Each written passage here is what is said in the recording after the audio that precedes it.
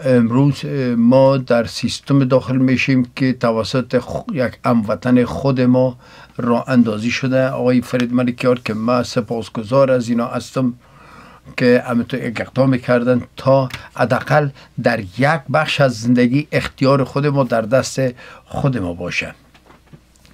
وقتی من از افغان تیوی بر پسر نوی جان گفتم، نوی جان گفت که باید این کار از ابتدا صورت میگیره، نه که اختیارتان دست دیگران بود و من براتان تبریک میگم.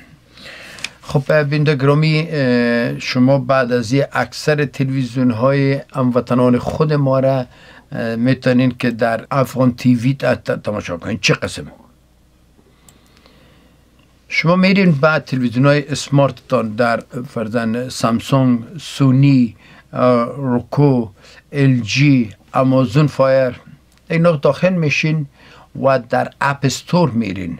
در اپ استور میرین، فقط افغان تیوی را شما دانلود میکنید و وقتی که دانلود کردین دیگه راحت شما به که دیگه احتیاج داشته باشین به ماشین و به باکس نشراتی چیز دیگه ضرورت ندارین، فقط یک ریموت کنترل است و تلویزیون های اسمارتتان شما در 5 برند تلویزیون ها گفتم میتونین که تلویزیون ما رو و دیگه تلویزیون ها رو تماشا کنین.